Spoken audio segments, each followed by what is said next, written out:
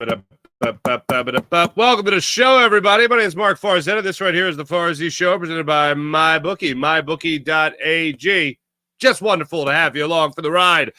Phillies get a ninth inning rally last night to beat the that team they played last night, the Minnesota Twins, a team they couldn't score runs on for the longest time, and then finally, the Bats wake up in the ninth inning for 3 runs. Brandon Marsh sac fly RBI. All started off by Bryce Harper's one-out double. The runner actually on second base by the Phillies' own doing. It wasn't even anybody else making it happen. It was just the Phillies actually put somebody on second base without an error. It's amazing how that works. Anyway, they get the win. It was exciting. Ninth inning, worth the wait, I guess. Zach Wheeler, most important thing, was healthy in the start, was dominant in the start, not just healthy. 7 scoreless innings, 3 hits, striking out 7, fastball 95, 96 miles per hour. Everything looked great out of the hand of Zach Wheeler. Struggled in the first inning, 23 pitches, but then settled in. And when I say struggled, I mean just 23 pitches. It wasn't even like they were taking runs on him left and right and getting hits on him or anything like that. Defense was good last night. The only thing that you really questioned was when the Bats were going to wake up and if they were going to wake up at all. And then finally in the ninth inning, they woke up. Nick Sirianni addresses the media today, 9 o'clock. Nick Sirianni will be sitting in front of the cameras and at the microphone. What will Nick Sirianni say? We'll have a little press conference prediction today when it comes to Nick Sirianni. What was he going to say about your Philadelphia Eagles, who reported to the NovaCare complex yesterday for training camp? So that'll get underway. Jalen Hurts has a foundation. That's good. Jalen Hurts helping the community. Love it. But we'll get into what the head coach has to say about his quarterback later on today. Make our predictions there. We also have the 76ers making plenty of news yesterday between 2 press conferences. One was 40 minutes with Paul George. All right. The other with Tyrese Maxey was about 25 minutes to a half hour with Tyrese Maxey. Maxey was great. I mean, Maxey, just how do you not love him? How do you not love Tyrese Maxey? Loved everything he had to say yesterday. And then Paul George as the new guy on the team, more or less. One of the new stars on the team, of course, making up a big 3 here for the 76ers. The latest version of a 76er big 3. I mean, everything he said was right. He hit every single note. Every single time he took a step in one direction, he just kept on making more sense. And if he was a salesman, he was selling me. But ultimately what matters is what happens on the court. I know. But just to understand the mindset the player has going into it, everything he said to hint at his mindset sounded great. But as you have to say with every single good piece of 76ers news, it comes down to the biggest if in all of sports. If Joel Embiid stays healthy, the Sixers can be a true contender. And they can be a true contender, especially with Paul George being here. And that was ultimately the goal of Daryl Morey's offseason, was go get that wing player. We all knew who he was talking about. He was talking about Paul George. And here we are. Paul George is a 76er. He talked about ways to keep Joel Embiid healthy. Paul George talked about ways to keep Joel Embiid healthy throughout a year. All right. Might as well start now. He talked about what it takes to be a true big 3 in the NBA. He also talked about wanting that Philly smoke. Paul Hudrick, friend of the show, Liberty Ballers, asked the question about what he's heard about Philadelphia and how he's kind of settling in when it comes to taking in Philly. And what I broke down from his 45-second answer was, yeah, he wants that smoke. If he's not playing well, yeah, let him hear it. It's all in the end brotherly love, right? That's what I love explaining to people that are not from the Philadelphia area, that are not a Philadelphia sports fan, and they want to throw that, city of brotherly love, right? Yeah. Do you have a brother? Are you always telling him how great he is, or do you, break his stones every once in a while? We'll get into that conversation, and we'll have some fun along the way. Not much, I promise. We'll also hear from Zach Wheeler when it comes to how he felt getting off the mound. Said everything was shaping up nice. So that's a good thing. So let's get into it. First off, let's start it off with Nick Sirianni before we get into our Phillies, before we get into Paul George and all that stuff. Nick Sirianni addresses the media today. You're going to have your first practice there with the Philadelphia Eagles, and that's the first time this season I say the word Sirianni, and my phone thinks I'm saying Siri, and I'm not. But Nick Sirianni will address the media today. The first thing that I want to hear from Nick Sirianni is Jalen Hurts. You know they keep tabs on their quarterback throughout the offseason. You know they keep tabs on their quarterback in the 6 weeks between minicamp breaking down and training camp starting up. Well, it's been the 6 weeks. You're getting everything underway when it comes to training camp. I want to hear how he is processing the offense. I want to hear how Jalen Hurts has been hitting the books. I want to hear how he has been learning the offense about Kellen Moore and what Kellen Moore wants to do with this Eagles offense and all the weapons at Jalen Hurts' disposal. That's what I want to hear about, and I want to hear that everything's going swimmingly. If I have 2 predictions to make for today, one is going to be the incredible work ethic and attitude of Jalen Hurts and how much he is committed to learning his new offense and whether or not it's still 95% new to the Eagles quarterback. I'm certain Nick Sirianni is going to get that question asked to him today, and I want to hear nothing but glowing things. Oh, everything's coming together nice. We're going to find out more, of course, as training camp goes on. But Jalen, if I know Jalen, it's the hard work, it's the motivation, it's the determination. He's going to have success in this league once again. Also, an earlier start and also the extra minicamp session that we normally don't see the Eagles have in the Nick Sirianni era. How everything's coming together when it comes to him and his new role, his new job description, which is basically, I think I've summed it up better than the what is it you say you do here line that we have referenced so many times. I think I've summed it up better than that. It's Nick, do less. That's what we're looking at right now. The guidance counselor of the Philadelphia Eagles, Nick Sirianni, will address the media today where he'll talk about Jalen Hurts and his progression of the Kellen Moore offense. And then I think the one other guarantee that we're going to get today is he's going to praise a player that we haven't talked about. He's going to praise a player that we haven't talked about. I'm guessing Paris Campbell.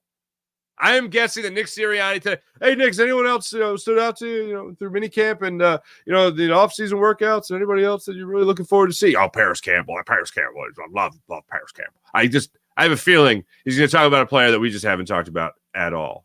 And I think that's going to be Paris. I don't know. And it's just my gut feeling that that'll be the random player that he praises. He always seems to. Last year it was Quez Watkins. I remember I was like, really? Not seeing it. Maybe we'll see it this year with Paris Campbell. And then there's one other thing that he'll obviously address, and that is that Cooper DeJean, unfortunately, we got the news yesterday that Cooper DeJean won't be ready to go for training camp, dealing with a hamstring injury that he suffered while working out in the offseason. Vague enough, but here we are. I don't think we're going to get any real inside info or anything surprising regarding any of the position battles going into camp, because there's really not that many that I think are blatantly obvious. It's going to be about the cornerback position. I think when it comes to the linebackers, you're going to be talking about Devin White. You're going to be talking about Nakobe Dean, obviously, but nothing really that's going to be breaking news. James Bradbury's still here. I think Vic Fangio will get asked about that later in the week. They'll figure out what the Eagles are doing right now when it comes to who their cornerbacks are going to be, or who their starting quarterback is going to be opposite Darius Slay. So we'll get that information as camp goes on, but I don't think Nick Sirianni is going to shed much light on that today. But it'll basically be a vibes check with Nick Sirianni going into the first day of training camp, and I do look forward. I do look forward to it because those are my predictions. Those are the things I think we're going to hear from Nick Sirianni today. But it could go in a totally different direction. I would really love to hear all about Jalen Hurts and Kellen Moore and how that's developing. And I know everyone's pretty much on the same page there as well. So that's what we'll get into, or that's what I'm sure Nick Sirianni will get into today. When it comes to the 76ers and yesterday, very interesting stuff. I really enjoyed everything Paul George had to say at the press conference. And everyone was there. Josh Harris was at the podium there, or really at the table with Daryl Morey and Paul George. Later, Elton Brand went up there for a photograph. Nick Nurse went up there for a photograph. They took the photo. They're holding basketballs, holding the Paul George jersey. Everything was cool. So Paul George starts talking. And right away, I'm in. I'm in. He just kind of gets it. 34 years old, been around the league. He's been on conference championship contending teams, of course, in his career. He's played with some pretty talented players. He's battled injuries in his own right. He has gone from being a number one guy in his career to a 1A guy in his career to a part of a really a big two when you think about it out there in Los Angeles with the Clippers with Kawhi Leonard. So he's done it all. And now he has the opportunity to be part of a pretty solid big three here in Philadelphia when it comes to Tyrese Maxey and how he is growing his game, and Joel Embiid as he is looking to capitalize on his career and his talent. So Paul George comes in here and he first gets asked, and this is the question for Paul Hudrick, about just settling into Philadelphia and understanding the Philadelphia fan mindset and how the reputation we have is getting on our own players. I'm looking forward to it. I'm looking forward to it, honestly. At the end of the day, it's brotherly love, right? So, I'm looking forward to it. I think pressure is good. I think intensity is good. And, that's what you get up for. You want the fans to be fired up. You want them to, put that pressure on you to go out and perform and win games. That's our job. And so I'm looking forward to it. Be as critical and as hard as you can. I think it's going to work out for myself and for the team. And so I'm looking forward to that. I'm not scared or shying away from that at any point, at any stage. That's what you look forward to. Translation, bring it. His answer reminded me a lot of something we heard from another Philadelphia athlete, also with a great beard, Malcolm Jenkins. And I reference this a lot, but I feel like it's very true. Remember when the Eagles won the Super Bowl? Remember? That was fun. The following year, they got booed off the field at halftime of their first game in the Thursday night opener. They unfurled a Super Bowl banner, and the Eagles got booed off the field. Malcolm Jenkins, now they came back and won. They ran the Philly, not the Philly special. Nick Foles got the catch, got the reception, and then the offense righted itself, and they won the game against the Atlanta Falcons. In the game afterwards, Malcolm Jenkins was asked about getting booed, and he's like, I'd boo us too. Like, I always say for any athlete coming into Philadelphia, if you're going to get booed, realize it's just a whole bunch of people going, hey, get your you-know-what together. Paul George seems to understand that. He gets that mindset. He gets that mentality. The way Paul Hudrick asked the question was, you played in some different cities, maybe not as intense as Philadelphia.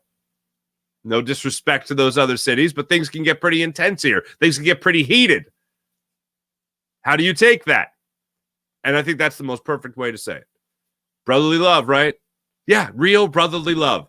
Good, crisp, clean, brotherly love. Well, maybe not always clean, but you get what I'm saying. So the mindset going into it, I think, matters for a lot of people, because if you don't know this by now, I don't know what to tell you. If you've been a Philadelphia sports fan for a long time, I don't know what to tell you, but Philadelphia ain't for everybody.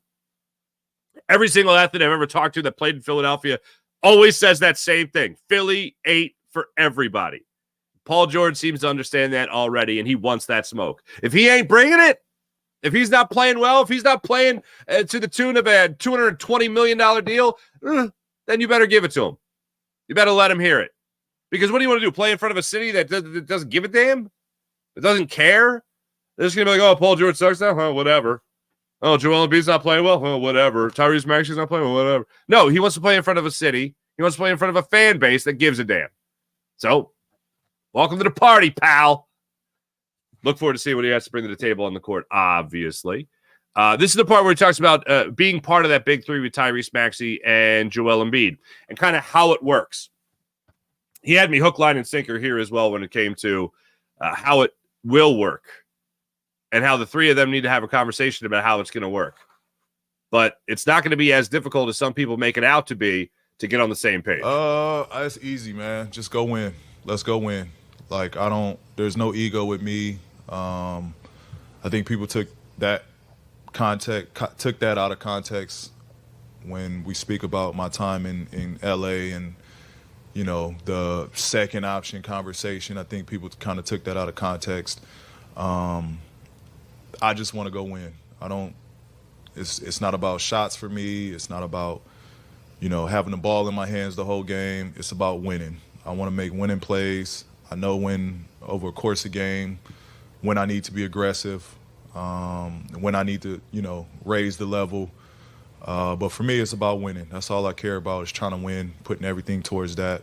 And that's really the conversation us three need to have, myself, Joel, and Tyrese. Whatever it takes, let's go do it. Let's get the job done. And then we just relay that to the team. Love that.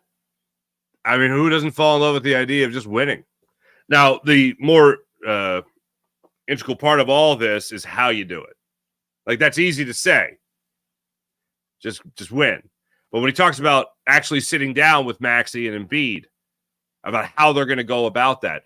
First off, I love the idea you're not shuffling deck chairs on the Titanic anymore. In terms of, all right, well, Maxey's the point guard, and now we have another point guard, so now Maxey's on two guard, and then maybe sometimes he'll go back to the point guard, and then we'll jumble things up that way, or going even back further, where you're going to get a defensive stalwart like Al Horford here in Philadelphia. Oh, you get a center to play with a center. Oh yeah, this is what could go wrong. Oh, you also have a point guard at the time in Ben Simmons that only really plays in the paint. Oh, so that's three guys. Oh, okay. Let's see how that works. It didn't. Shocking. You have three players in very defined roles for the 76ers. So when it comes to the spacing aspect of all of this, and it certainly helps that Paul George is coming off a career high in three-point percentage for a single season. It helps the spacing even further. But when it comes to a defined 1, a defined 3, and a defined 5, the spacing in this should be fantastic.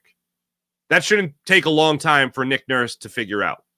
I don't think we're going to have too many instances where you see somebody just coming down the court and hiding in a corner for a while with their hand in the air. I don't think that's going to be happening. I think you're going to get a very fluid offense here where everyone understands where they're supposed to be. Speaking of which, this was one thing that really raised my eyebrows, because for all the people that want to talk about Joel Embiid shooting threes, stop shooting threes, get down low. And I understand that to a degree. But he's actually a pretty decent three-point shooter, and not just for a big. Like, he's a pretty decent three-point shooter. So I don't mind it when Joel Embiid's at the top of the key. And if he wants to let one rip from the top of the key, then so be it. But Paul George got into the weeds a little bit here. He was asked about helping Joel Embiid stay healthy, essentially, by taking the pressure off of Joel Embiid. Now, again, I refer to it as the biggest if in all of sports. Because if Joel Embiid, could you imagine if Joel Embiid was 100%? Hold on, 90% in a postseason where he's not getting gastroenteritis, Bell's palsy, torn meniscus, broken face, messed up hand, all the different things he's had over the last his career.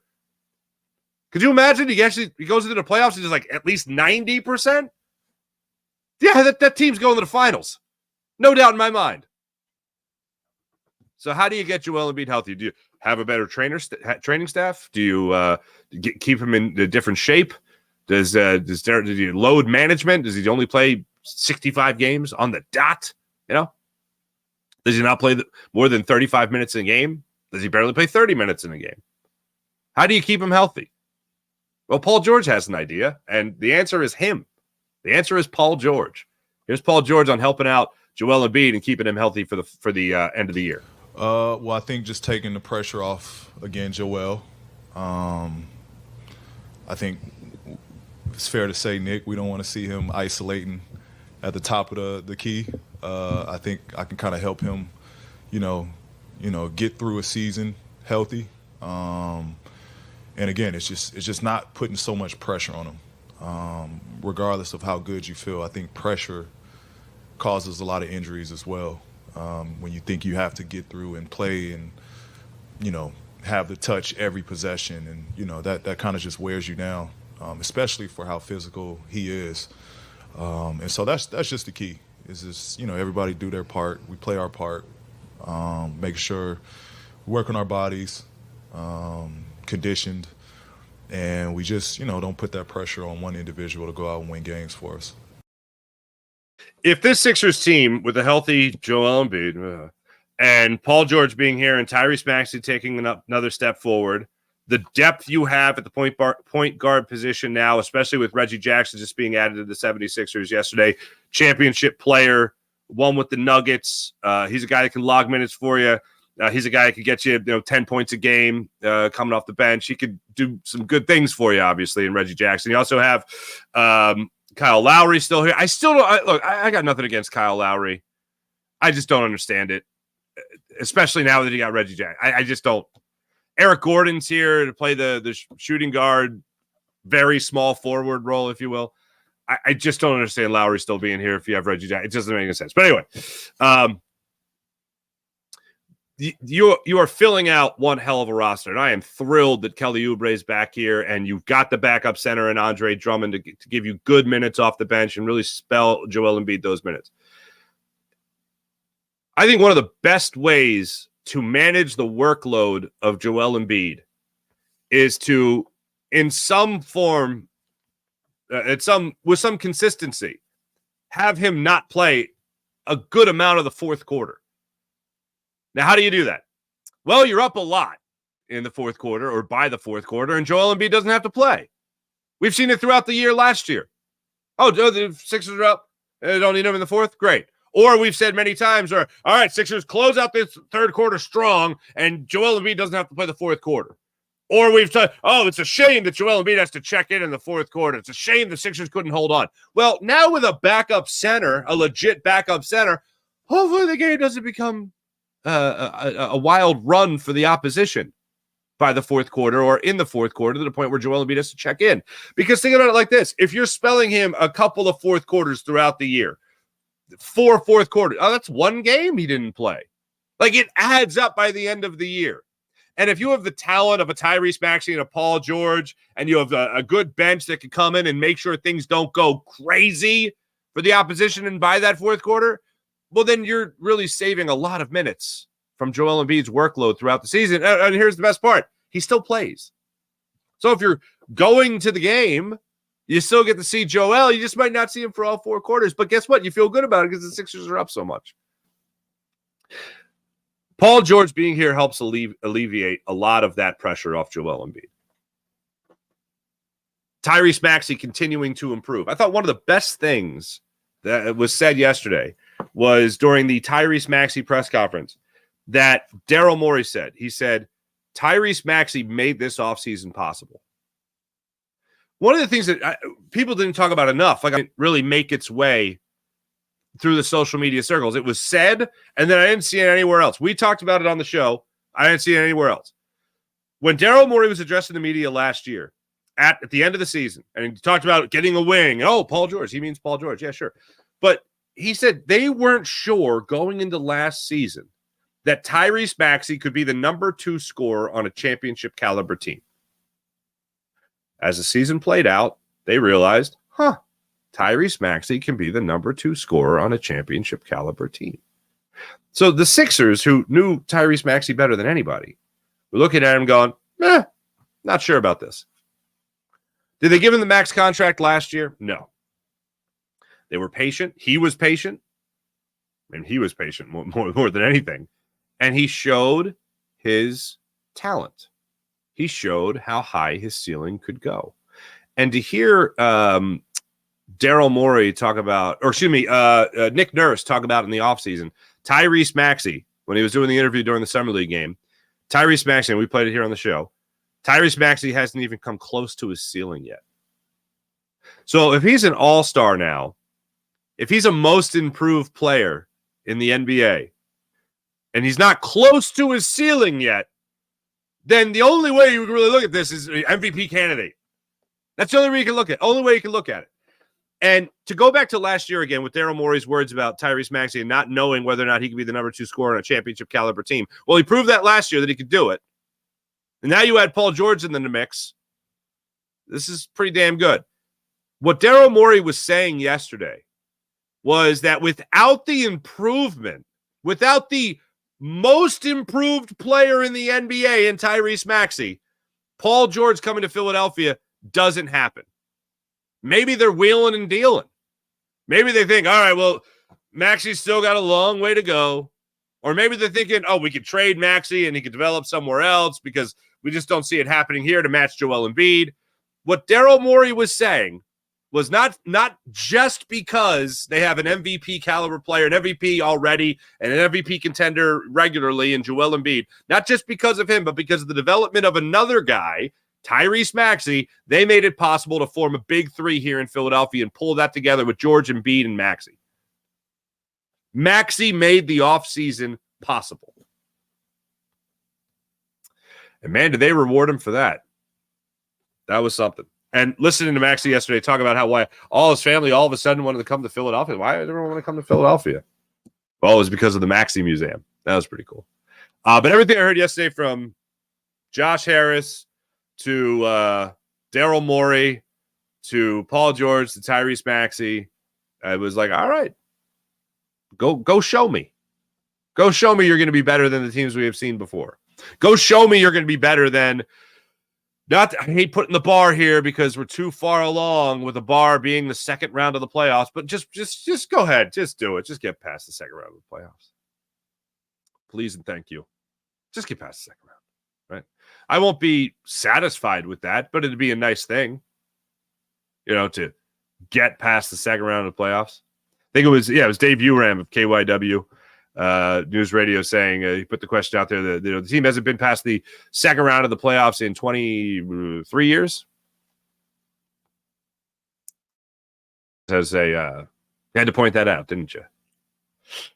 Paul George even cracked it funny. Oh, it was going so well here in the press conference. Anyway, very excited about the Sixers stepping foot on the basketball court. It's been a while since I've been this excited about it. But it all comes down to Joel Embiid's health. Paul George being here and the maturation of Tyrese Maxey. The thing I always say about the 82 game preseason before the playoffs start, where it really matters what state is Joel Embiid in and all that. Paul George being here, Maxey's development, Andre Drummond, bringing Kelly Oubre back, having the bench that the Sixers have outside of Andre Drummond, all that makes me excited for 82 games. It's not going to matter, of course, to the playoffs, till most notably the second round. But it does have me excited to watch some good basketball. And the other thing is that, and I was wondering whether or not Nick Nurse was there. I would think it was weird if he wasn't there. He wasn't sitting up there at the table, but he was there wearing was that a powder blue blazer? I don't know. Anyway, the X factor that we haven't really had to talk about here in a long time in Philadelphia is the coach. Like in Philadelphia, we have a really good coach in Nick Nurse. Nick Nurse has a lot of talent at his disposal. I thought Paul George seeking the counsel, if you will, of Kawhi Leonard, and Kawhi Leonard being like vouching for Nick Nurse and how he won a championship with Nick Nurse in Toronto, obviously. He said when Kawhi speaks, you listen. That's one thing he definitely learned playing with Kawhi Leonard. So Kawhi was vouching for Nick Nurse too. Not that I needed to hear it, but I kind of figured it would be the case. And it was. It was the case that he vouched for Nick Nurse. How Nick Nurse is going to organize this talent, I'm very eager to see how all that comes together. So that's what I got for you on the Sixers. As for everything else has to do with your Philadelphia Phillies. No. Hold on a second. Sorry. I knew there was one more thing with Joel Embiid. Well, one has to do with Maxey and Embiid. The other just has to do with Embiid. Let's start with Maxey.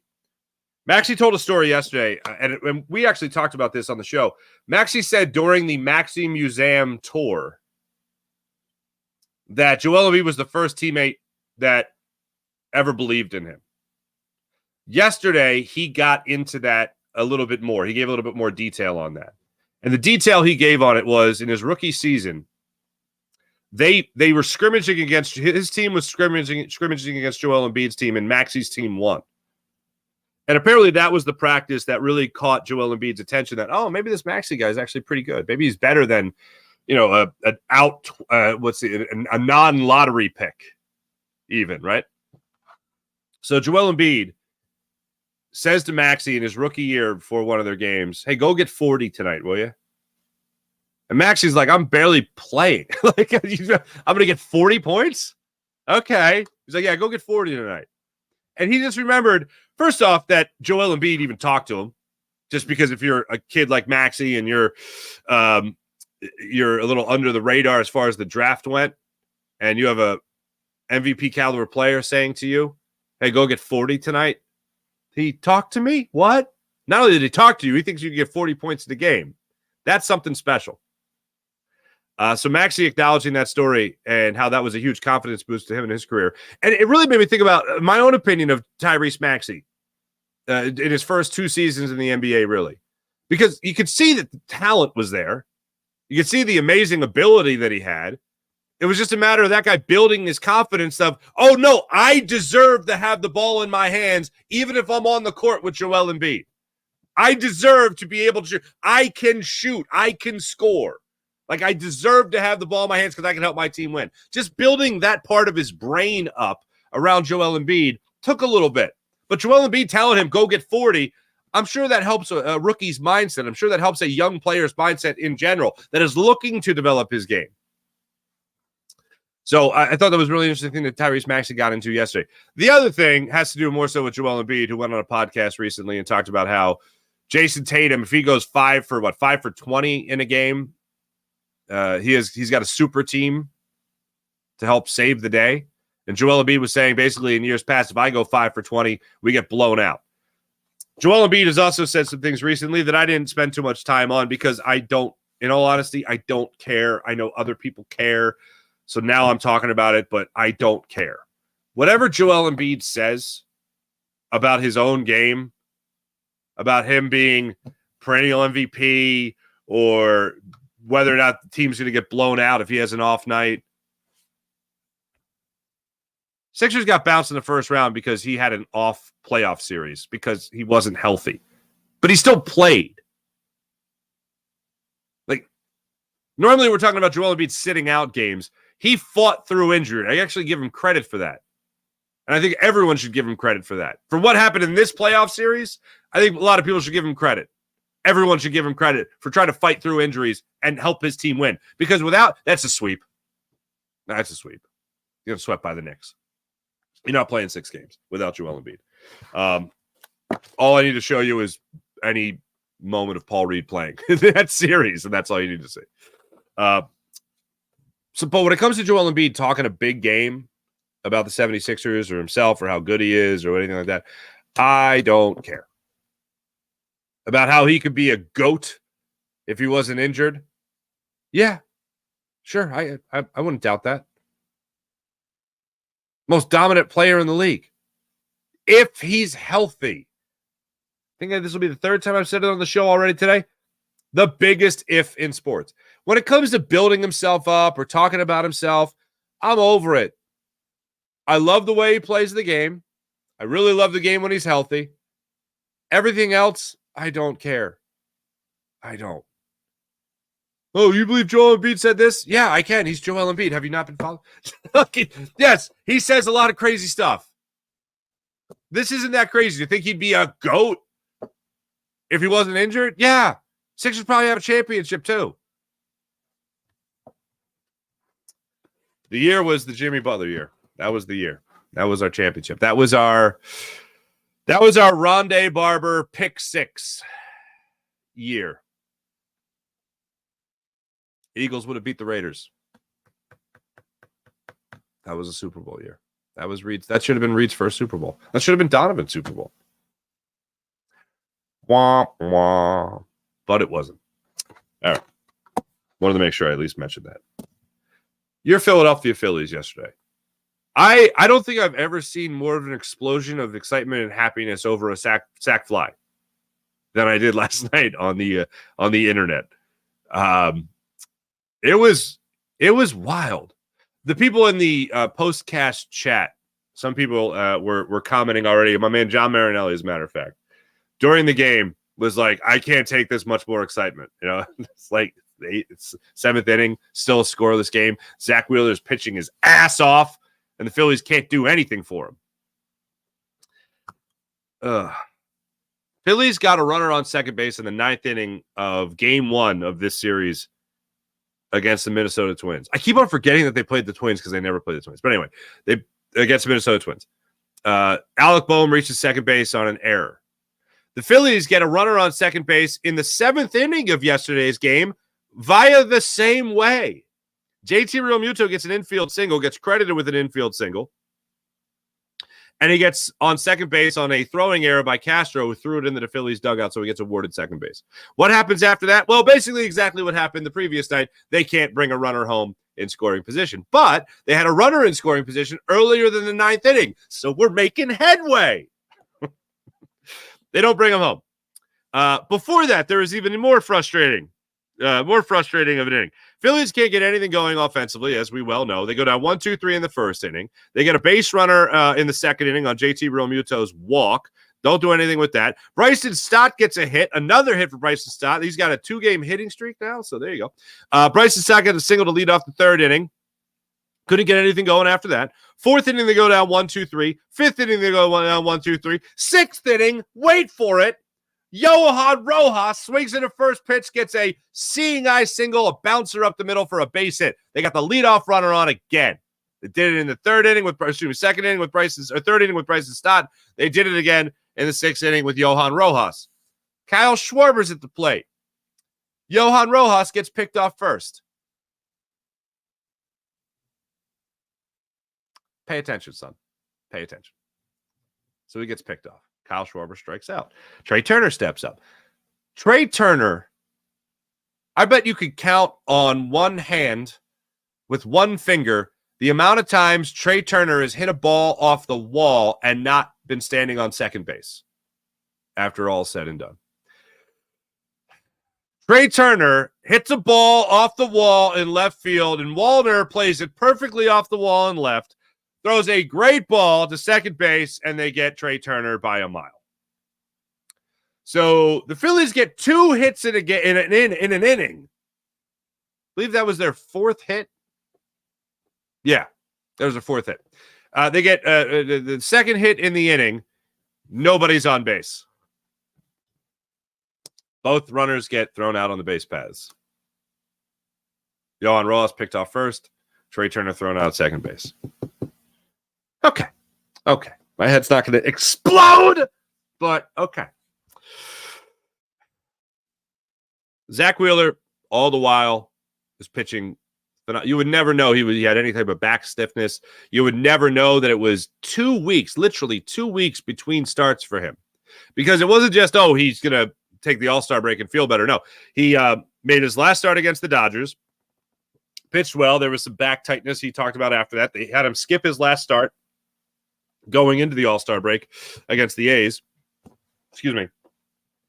And then, 2 weeks between starts, it came out. I thought he was going to be on some kind of a pitch limit, rather, similar to Ranger Suarez in game 1 of this series, where he was at 80 pitches. They pulled him at 79.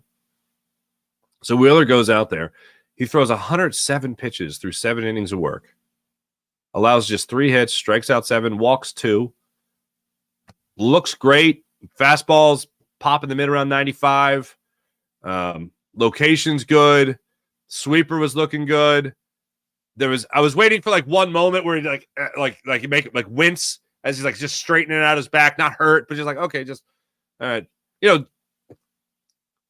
34 years old. Back issues can be an issue, of course. So never saw that. Just looked very strong throughout his entire start. No runs. So you get to the 8th inning. He's not pitching anymore. Jeff Hoffman comes out to pitch the 8th. He walks Vasquez. Then he strikes out Castro. 2 beautiful splitters. Then Larnach comes up there, walks him on 7 pitches. Then he strikes out Santana on a slider away that just Santana was hopeless on. So it goes walk, strikeout for Jeff Hoffman. Then Rob Thompson has the brilliant idea to say, hey, this guy, Jeff Hoffman, who's an all-star, I'm going to take him out of the game, and I'm going to give the ball to Gregory Soto. And Tom McCarthy even said it a couple of times when Gregory Soto was coming into the game, high leverage situation. And I had a feeling it was is Tom trying to sell himself on the idea of, or highlight the idea this is a high leverage situation and potentially should not be Gregory Soto? But Rob Thompson goes to the bullpen again, and he brings in, with 2 runners on already, Gregory Soto. Gregory Soto throws 9 pitches. He walks Kepler. In the process, throws a wild pitch, so runners advance from first and second to second and third. So first base bag is open. Kepler walks. Bases loaded. Bases loaded, 2 outs. They pinch hit for Julian. They bring up Jeffers, and he I think he goes down 2-0 to Jeffers, and then he throws one knee high. Jeffers rolls over on it, hits a bouncer to the third base. Alec Bohm makes a great pick on it and steps on third base for the 3rd out of the inning. They get out of the jam in the 8th inning.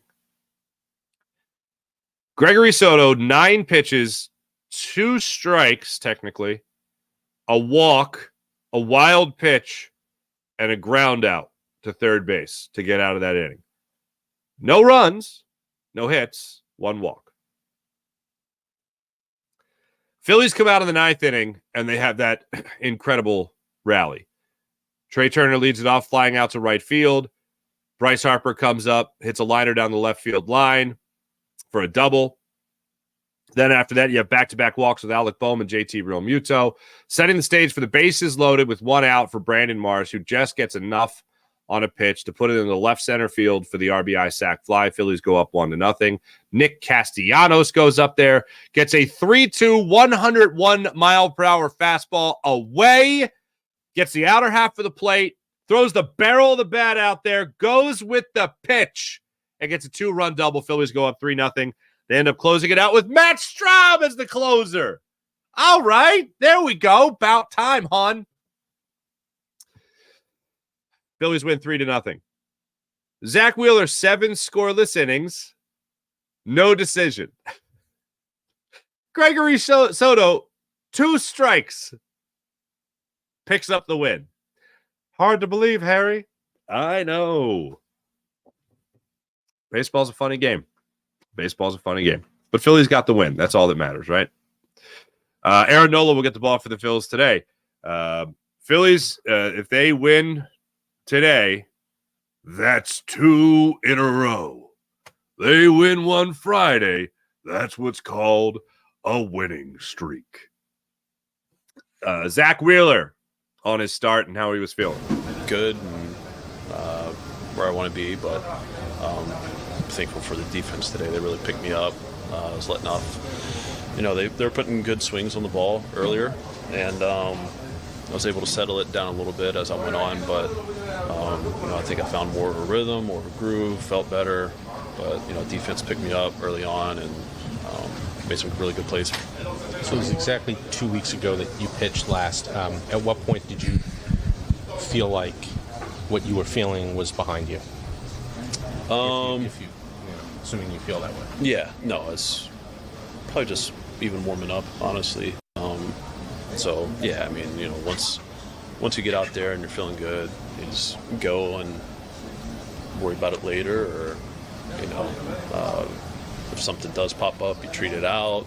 But nothing was messing with me today, and I was encouraged by that. But yeah, I mean, it's good.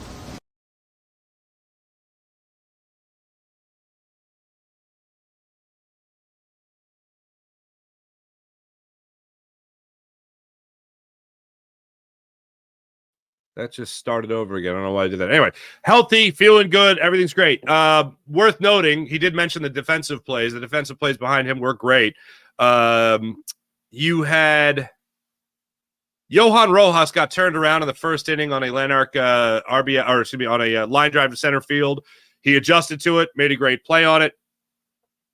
There was another play in the second inning. Nick Castellanos made a great diving play on a Wallner line drive to right field. That would have scored a run, but fortunately, it was only an 11-pitch inning in that second inning. That was nothing. 23 pitches in the first inning, 11 pitches in the second inning for Wheeler, 13 in the third. But yeah, the good play by Rojas to adjust in the first. Nick Castellanos dives in the second to make a great play on Wallner. Bryson Stott in the fourth inning made a great play on Kepler to rob him of a base hit. And I think that pretty much topped it out as far as great defensive plays went in that game. But yeah, he did get some help before him. Also, Bryson Stott hit the ball hard twice yesterday, one for a single. The other was originally ruled a single and then reversed to an error on Julian at second base. Tried to make a leaping catch. It bounced off his mitt, trickled into right field to put Bryson Stott on in the eighth inning. But look, good signs from Bryson Stott. Scratching and clawing, but still good signs from Bryson Stott. Next up, Phillies will try to win this series. Go figure. Excuse me. Against the Minnesota Twins when they're back at it today with Aaron Nola on the hill for the Phils. 1:10 start time. Looking around, the Braves got rained out yesterday, so the Phillies winning with the Braves not playing. Phillies are up 9 games again in the division. In the National League, they still have 4 more wins than the Dodgers. The Dodgers have won 4 in a row. Phillies still lead the National League in run differential with 110 runs, plus 110 runs. They also lead Major League Baseball. Despite the offensive struggles, the Phillies still have the best run differential in all of baseball. Once again, baseball is a funny game. Ha ha ha. Ha ha ha. Ha ha ha. They'll go against a lefty today, Stephen Okirk of the Twins, 33 years old, left-handed pitcher. Looks like he'll be their opener today. So that's the way that'll work. Hey, let me tell you about the Game Time app. Download the Game Time app to your phone. Create an account. Use promo code Farzy on the Game Time app. When the Phillies are back in town after this game against the Minnesota Twins, they have a 6-game homestand against the Cleveland Guardians and the New York Yankees. Go down to Citizens Bank Park using the Game Time app. Download the Game Time app to your phone, create an account, use promo code FARZY, and get $20 off your first purchase on the Game Time app. They have flash ticket deals, last-minute ticket deals. They even have a ticket deal for an hour after the event starts. So if you want to go to a comedy show or a concert and you want to see the headliner, you don't care about the opening act, the middle, whatever the case may be, you could get mega huge Kajunga savings on the Game Time app when they have tickets available for an hour after the event starts as well. You also get those last-minute ticket deals, the flash ticket deals. You could view your seat before you buy it so you know exactly what you're buying. And one of my favorite things, the all-in pricing. You toggle this option and you see exactly what you're paying before checkout. So there's no surprises. There's no sticker shock, nothing like that. You know exactly what you're paying before you pay it. How did these $20 tickets become $25 tickets? What the heck happened? Not with the Game Time app. Download the Game Time app to your phone, create an account, use promo code FARZY, get $20 off your first purchase. Terms apply. How about PHL Sports Nation, Philadelphia Sports Nation, enhancing your Philadelphia sports fan experience across all social media and blogs. That's PHLSportsNation.com. How about our friends at Sky Motorcars, SkyMotorcars.com. Check out Brett's amazing inventory at SkyMotorcars.com. Excuse me. Let's get into the chat check and see how you wonderful people are doing on this fine Wednesday morning. The chat's popping off today. Good morning, IBH. Good morning, Buddy Christ. Bam Damley? That's funny. We're talking about the Fightins said. Thank you, Buddy Christ. Sean Kilrain, 1117. Good morning. High Domination Link. What's going on? Lick, excuse me. Hello. Sean Kilrain. Nolan Smith bulked up. Hopefully he can stay healthy and show us what he can do in the field. I like the kid. I like his attitude. Show me something. Like, he is not on my radar. I want him to be on my radar. It's not like I'm not rooting for the guy. I just don't. He showed me nothing last year. And he really had me concerned after the first preseason game. And he was like, yeah, sometimes my shoulder works. Sometimes it doesn't. I'm like, say what now? What was that? Your shoulder works sometimes? Isn't that why Jacoby Dean became a 3rd-round pick? Why are you a first-round pick? You got shoulder issues, but the Kobe team allegedly had shoulder issues, and that hasn't been an issue. Okay, first-round pick, shoulder issues. I hope you're right, Sean. I like him too. I like his attitude. Show me something. James Alexander, good morning. Charles Dad, what's going on? Good morning. I hope Sirianni doesn't have a Phillies jersey on. Just coach. Did you notice they picked up oh god, blanking on damn it. Michkov. Is that how you say it? Yeah. Matvey Michkov. They picked him up from the airport. Jonesy, smiling. My man Jonesy. Danny Briere, big smile on his face, you know. And he's wearing a Phillies hat. This is how we pander in Russia. All right, sorry. Sorry. I had thought that was interesting. Okay. Anyway, happy he's here. Anyway, all that really matters is he's here. Reddick wants that bag, 25 to 28 mil. Good luck with that, buddy. They want to see if he produces before shelling out that kind of cash. How did that conversation go, Sean? So Howie Roseman and Joe Douglas worked together. They won a Super Bowl together. And then they made a deal where they traded Hassan Reddick. Can somebody explain this to me? Did the Jets not know that Hassan Reddick was Howie Roseman like, he'll totally play on the deal, dude. He'll totally play on the deal he has. We don't have a future for him. Vic Fangio doesn't like him. You know Vic. He could be a weird guy. Anyway, here he is. And then Joe Douglas was like, gee, thanks, Howie. And now, what? How does this work? How'd that conversation go? Are there future considerations we're unaware of? Doesn't make any sense to me. Kevin, what's going on, Kevin? Nice to see you. Come on. James Alexander, Paul George, with his experience of being in the conference finals, can help us get over the hump. I hope so. Happy training camp day. Thank you, Kevin. James Alexander, great win by the Phillies last night, despite scoreless innings until the 9th. Yep. Every win's a great win, right? Sort of, kind of. No? Okay. Beep.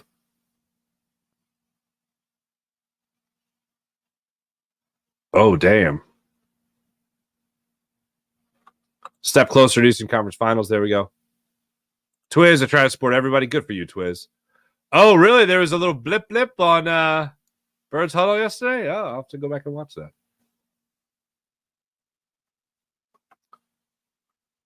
All right, let's go. James Alexander III. Nolan Smith is going to have a huge role now since we've lost Hassan Reddick. Yeah, go show me that you're truly Little Haas, as they were calling you last year.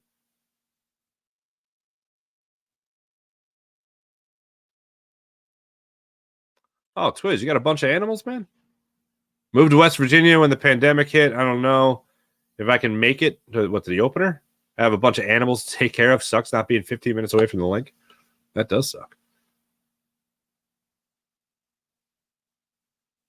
Oh, Grand Rising, Eagles Nation. Thank you, Fitness Roofer 33.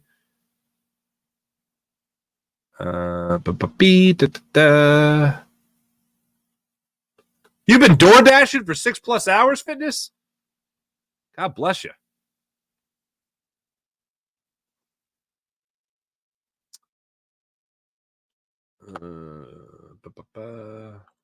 Luke Skylifter, the most mainstream media idea would be making fourth quarters played a stipulation for the MVP candidacy. Just keep Embiid out of the race.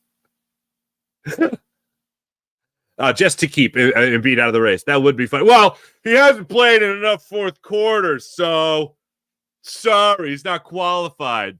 You have to play in 75 of the 82 fourth quarters.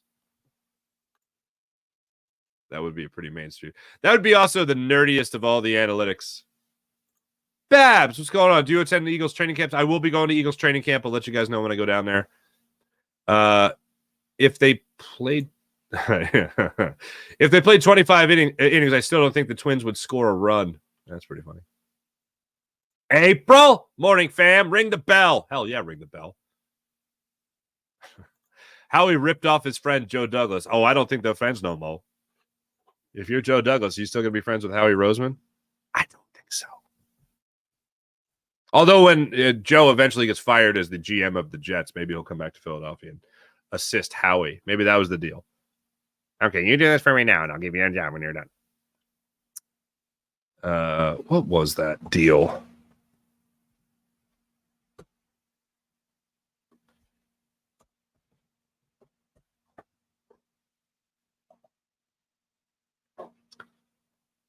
It was 2026, a 2026 third rounder. Wow. So hold on a minute here. Howie Roseman traded. I remember it was a third rounder. I forgot that it could change to a second. And I forgot that it was 2026. Howie Roseman just gave the Jets his problem. Howie Roseman traded his problem for a potential second round pick.